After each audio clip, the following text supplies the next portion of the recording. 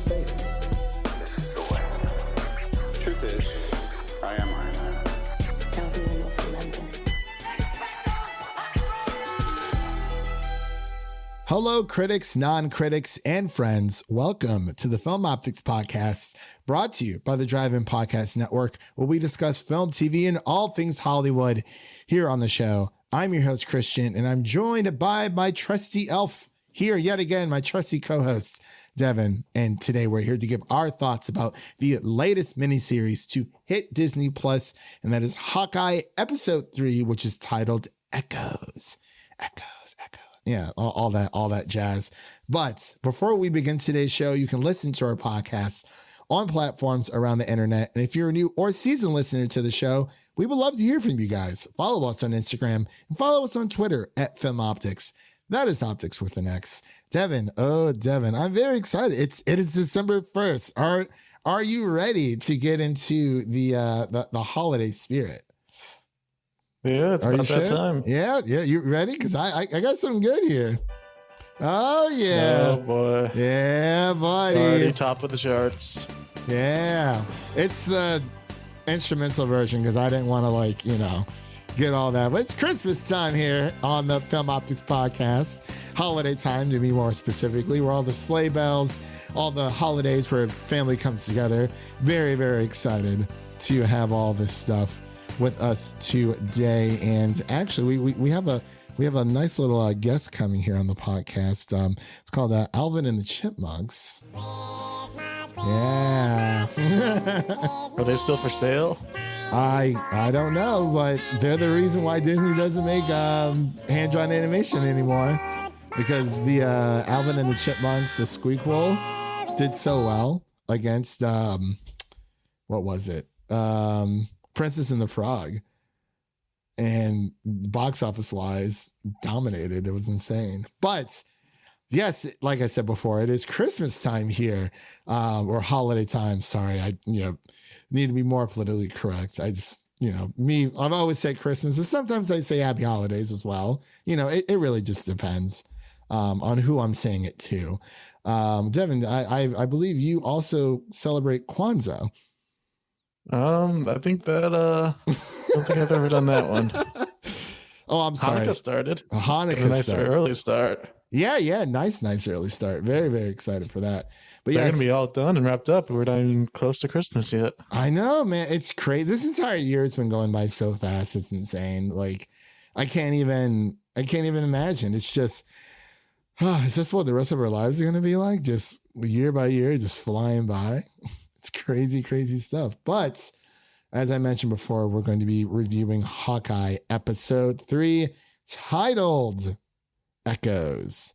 And before we begin into our review today, just let everyone know we will be doing more of a shorter episode again. My voice is feeling a lot better, as you can tell, but still just I don't want to strain it too much. So I can't say it's a short episode, but it's, we'll make it lengthy enough for you guys, but not too long, because honestly, there was a lot to unpack in this episode, and it was only like 40 minutes.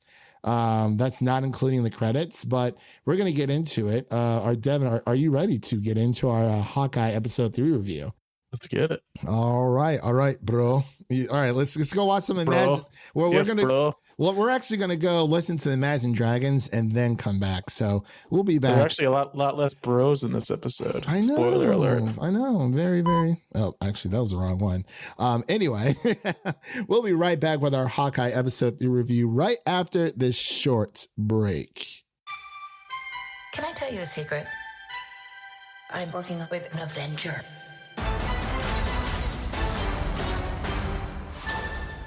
Can I speak to your manager? Didn't realize you were supposed to bring guns. All right, Devin. And we are back with our episode 3 review of Hawkeye, again titled Echoes. And this stars Jeremy Renner, Hailee Steinfeld, Tony Dalton, the whole lot. And the plot is as follows. The series is based on the Marvel comic superhero Hawkeye, centering on the young adventures of Young Avenger Kate M. Bishop, who took the role after the original Avenger, Clint Barton. So this episode, like we said, it is titled Echoes, and there's a lot to unpack. And I just want to say out there's a lot of this might be the easiest directors you've ever had to pronounce before. You just skipped right over it. I know. Okay, so I believe they are the creators of the show, but directors of this series, I'll say Jonathan Igla and Rhys Thomas. I was talking about this episode. Oh, yeah. That's very. Wait. What are you talking about? You're not talking about the creator. The two directors of this episode. Wait, who directed this episode? I don't have that information with me. I'm sorry. Bert and Birdie. Okay, I thought you were talking about Jonathan Igla and Rhys Thomas. I was like, what? Two of the easiest names possible. Good old Bert and Birdie. Bert and Ernie. Hey, Bert.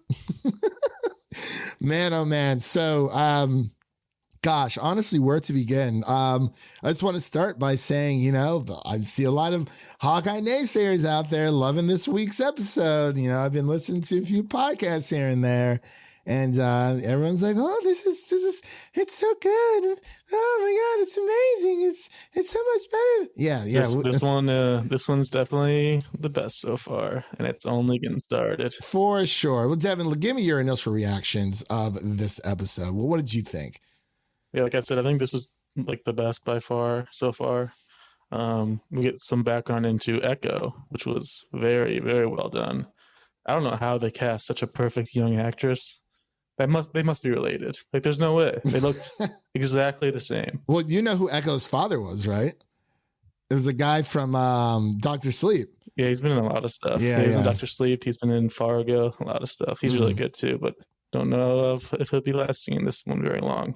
But the young actress who played young Echo was great. That whole scene was like heartbreaking and also just really entertaining. I didn't know she also had a prosthetic leg. It's very interesting. Yeah, I didn't know that either. And she's got an uncle, a very very interesting uncle that has not been revealed yet, but very easy to put it together. A nice little cheek pinching uncle. I was like, yes. Whose hand is that? He just turned around and I was like, oh, that's a nice suit. And then I saw the hand. I was like, no.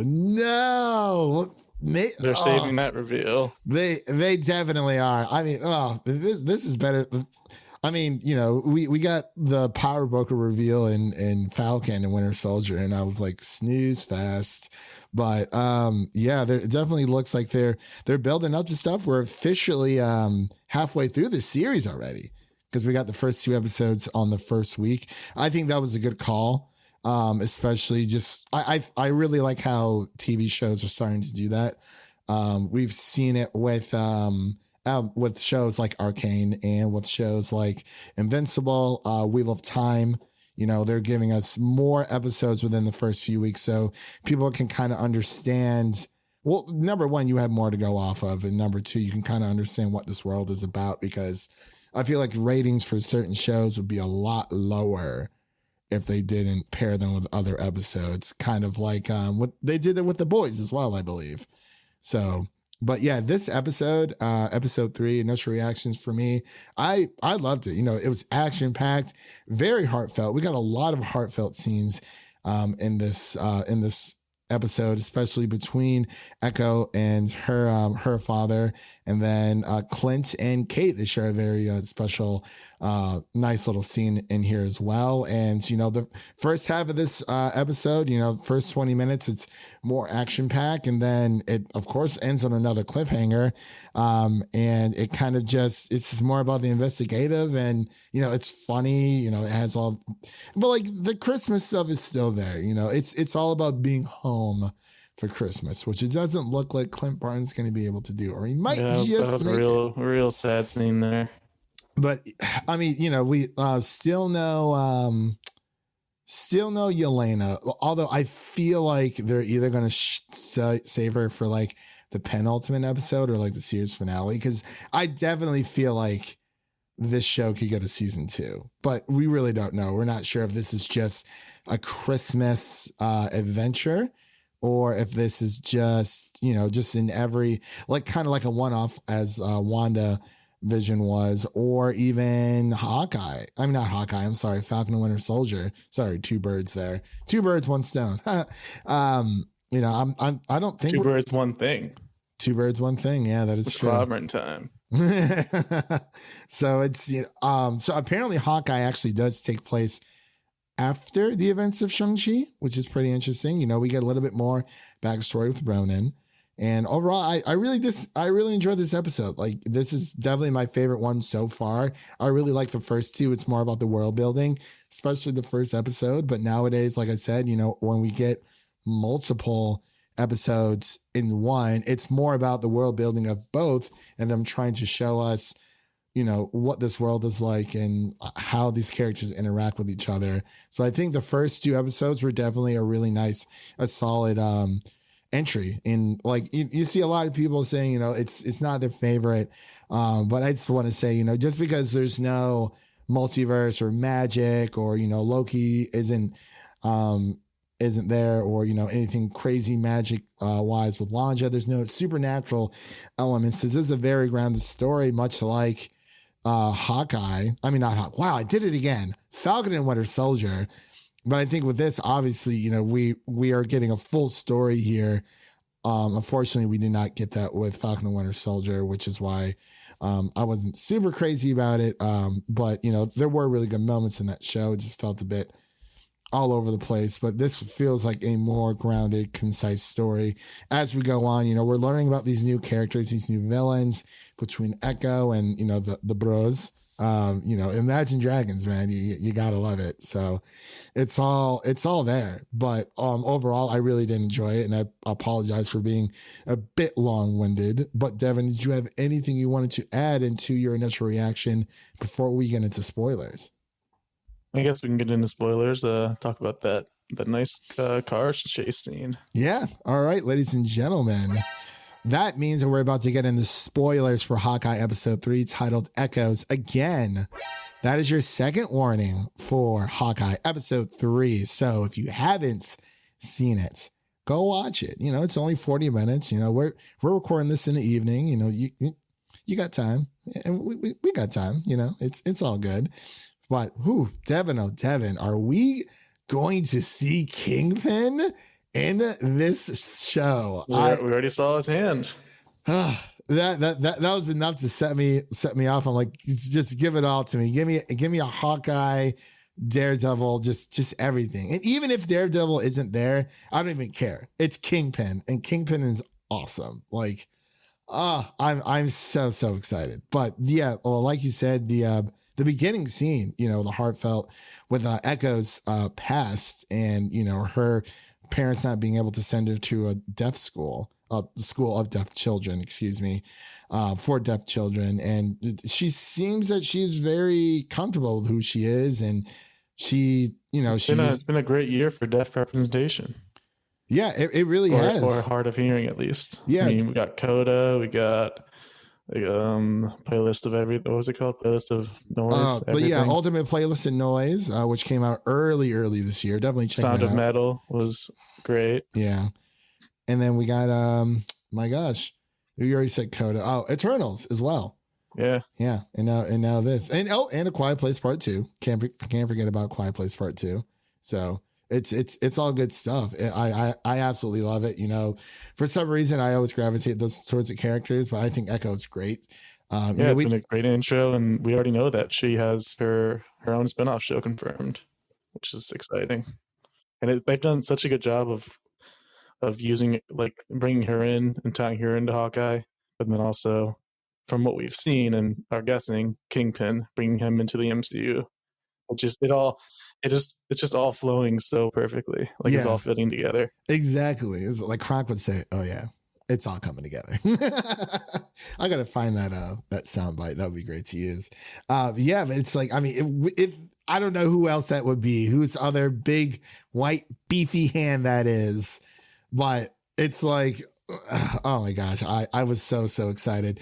But yeah, the first part of this episode, you know, like we were talking about, it's very action packed, very action heavy. We see a lot of Clint Barton's trick arrows, as we've seen in the trick arrows were so good. Yeah, and it's it kind of makes you wonder why they weren't there to begin with. But like, I can kind of understand when it comes to like, especially with Avengers, there's so many other like CGI effects you have to add in.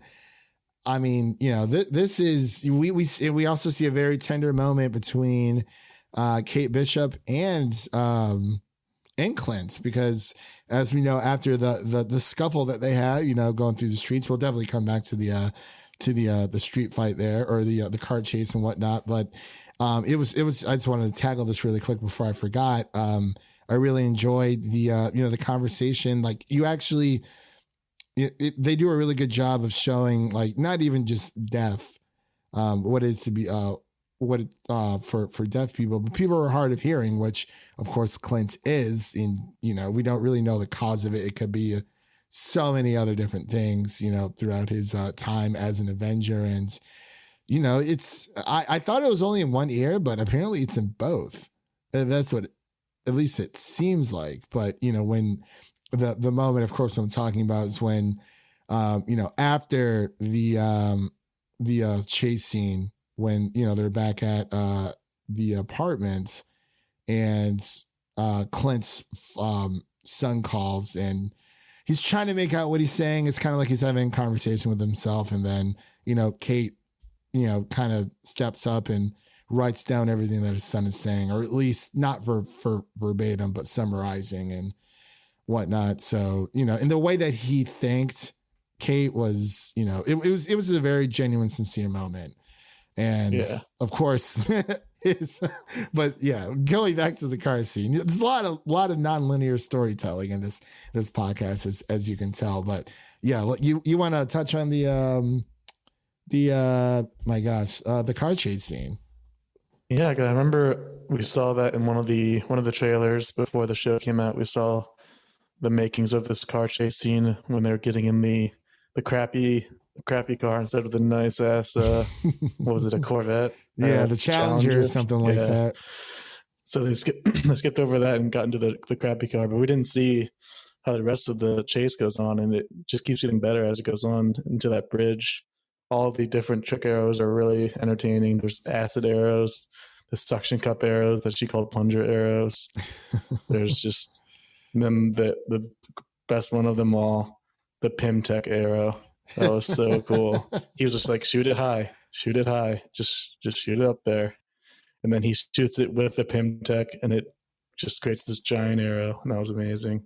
And then the USB arrow, which is a nice callback to What If. And I don't remember what other movie that was in, but he's had that one for a while. I think he had it in Age of Ultron, I want to say, maybe. Yeah. I don't know.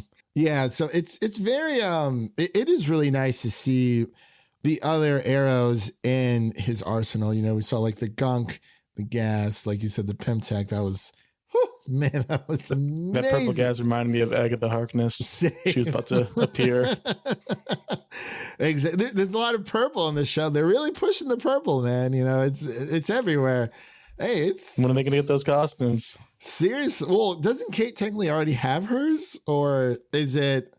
Well, speaking of costumes, the diner scene was really great. She's like, I figured out what's wrong with your branding. Yes. Gets this nice. He's like, what is this? He's like, it's you know, there's the wings, you know, around your eyes, and there's the H for Hawkeye. And he was like, no.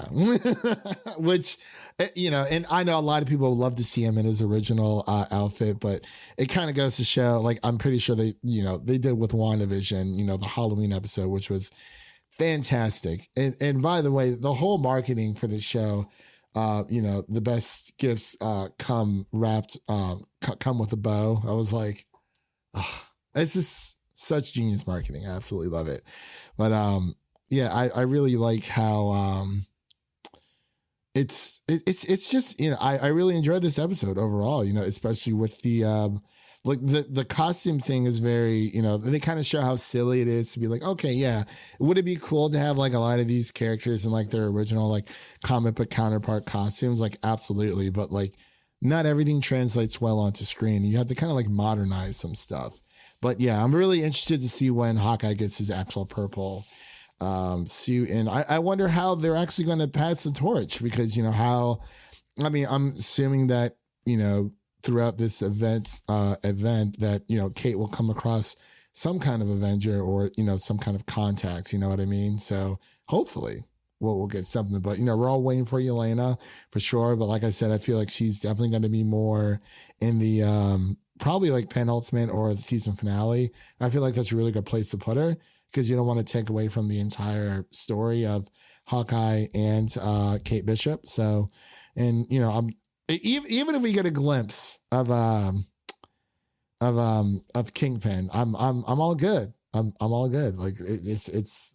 Well, there's also a theory that Echo is a widow from the Red Room, because in Black Widow there were like hundreds of widows, and they all went off in their separate ways around the world. That is true. There's a theory that she could be one of them, and that's another reason why Yelena would show up. That is very true. And I actually like it. It was actually kind of sad that Clint blames Black Widow for killing Ronan, because I mean we all know he's Ronan, and that was just his lie to just get out of the situation. Yeah, but like it's just weird how he would use a yeah. I mean, not weird, but it's this bit says like, oh, Black Widow killed her. It's like, well, she's also dead, so I guess that's. I mean, could have been Iron Man, or it's not Steve Rogers. What he gave us some nice little confirmation there. We don't know if he's alive or not, so I don't know. But overall, man, I really did enjoy this episode. But I wanted to pass it over to you. You know, if there's you got any nice trivia for us today on today's episode, or anything you wanted to bring up before we close on out of here? It's also interesting that they're kind of honing in on Kaz as the like head of the tracksuit guys. I think he's Kaz the Clown is what they call him in the comics and in the show, but he's kind of taking over as the main guy. And they're kind of looking into him and what he's about. He's the one with who knows sign language, right? Yeah, he's the only one that knows the sign language. Did Kate Bishop call him the hot one at one point? I want to say yes, but I'm not entirely sure. I think I remember hearing that. Maybe. It's also cool at the end. Hawkeye is about to run into our boy Jack, the swordsman. Woo, man. Okay, like I didn't realize. Like, you know, I just kept watching and I didn't even pay attention. The episode went by so fast, but so much we got so much, and you know, she kind of they're back at Kate's home, and she starts talking about how she thinks Jack's a murderer, and I don't know. I want to see what his connection is as well. Like, are we going to see the Thunderbolts? Or are we just going to see Elena? Like, I really don't know. I'm very excited. Well, it's interesting because in the comics, the swordsman was an Avenger at one point, and he's like Hawkeye's like mentor and friend. So I don't think he's the one that killed his uncle. They're just making it too obvious. I think it's the mom who's behind all of it. Oh, Kate's mom. Yeah. Really? They're just making Jack way too obvious. Like with the butterscotch and everything. Like, yeah, but like, let's not forget what we got for Falcon and Winter Soldier. We knew who the power broker was, like an episode or two prior. Like, I was like, come on. But maybe it's not that. I mean, it does seem like it goes a little bit deeper. You know, we got 3 more episodes left, so I'm not entirely sure, but I'm hoping that we get something. And I do agree. I hope it's not just, oh, like Jack's, like that's it. Like there has to be some kind of twist. Maybe it was Yelena. I don't know. Or maybe it was Kingpin. Just takes the sword and slices and dices them like Wonder Bread, like sliced bread. Crazy stuff. But yeah, I really don't know. I mean, do you have any predictions for next episode? I mean, it's been great so far, to be completely honest. You know, I think overall, like, I mean, I've enjoyed Loki. I've enjoyed WandaVision. I think this is definitely my second favorite. It's between Hawkeye, WandaVision, and Loki. It's like a 1A, 1B, 1C type thing for me. You ready to get into scores, I guess? You know, we're just kind of, we're kind of just, you know, looping around here, but you know, it's just been a long day and I do apologize, but you know, we're halfway through the week. It's hump day. It's hump day, everybody. We're almost there, almost through the weekend. So very, very exciting for all that. So Devin, tell me, what is your score? Actually, no, I'll go first for episode 3 for Echoes. Honestly, I've my biggest issue with every single Disney show is that I don't feel like 6 episodes is enough to tell a full story. I feel like if they would have gone like 8 episodes, like smooth it out, I think it was definitely enough for Loki. Yeah, there was a lot that happened. Yeah, that is very true. I mean, I say that all the time, and then I always kind of back it up with, well, if they're able to, make a clear, concise story, it's, I don't know, maybe, and I can't really. Loki's definitely had the tightest, most concise story of them all. Yeah. Well, story-wise, the least episodes. Yeah, it does have the least episodes. Yeah. For sure. I mean, WandaVision was like, oh, so good though. So good. If only they didn't rely on the lies and deceit. The lies and deceit. Okay. It is not all the hype for nothing. Yeah, because people overhype themselves. There's no way. Because the actors and directors are telling them these things. You can't believe anything these actors and directors are saying nowadays. Well, now we can, but they ruined it. We didn't before. Loki actors didn't say anything. They just let the art speak for itself. Well, Tom Hiddleston did say that crap was going to hit the fan at like episode 3 onward, and he was right. He was right. Like episode 3. That was an easy one. And Tom Hiddleston, we trust. So for back to our scores here for Hawkeye episode 3, I'm going to give it like a solid. I'll give it a solid 90. Honestly, I really did enjoy this episode.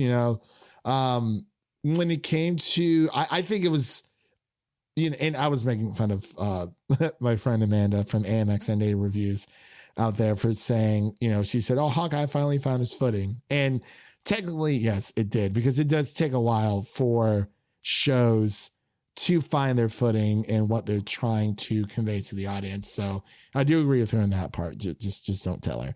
But I'll give it a 90 out of 100, which would probably be about, I'll just say 90 out of 100. I'm done with conversions.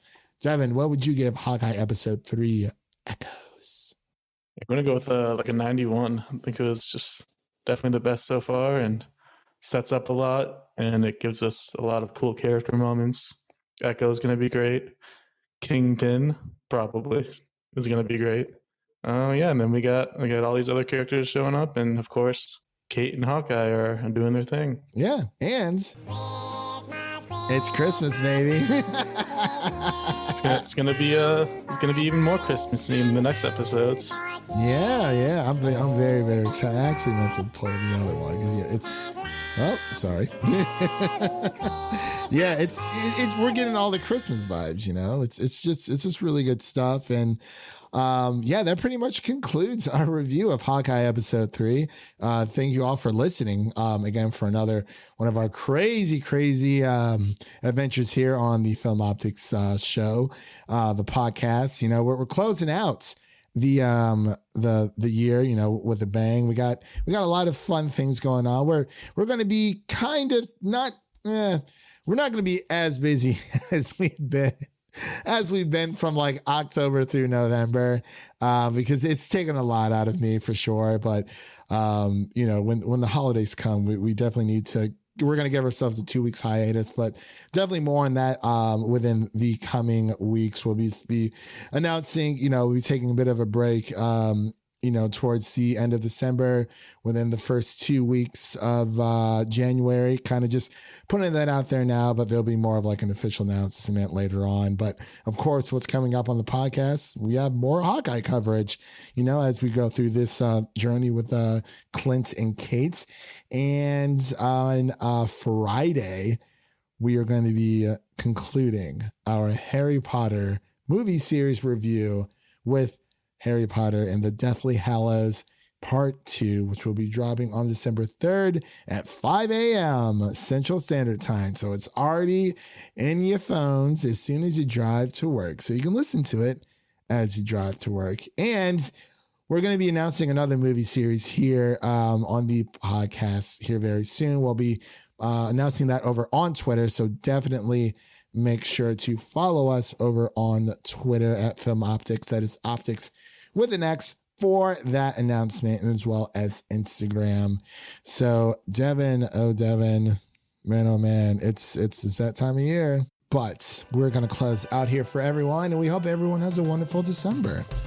And that is a wrap for today, everyone. Thank you all for listening. And if you enjoy the show, leave us a 5-star rating and review on Apple Podcasts. And if you enjoy the show, follow us on Twitter to stay in the know. That was Devin, and my name is Christian, and we'll see you guys in the next one. Peace.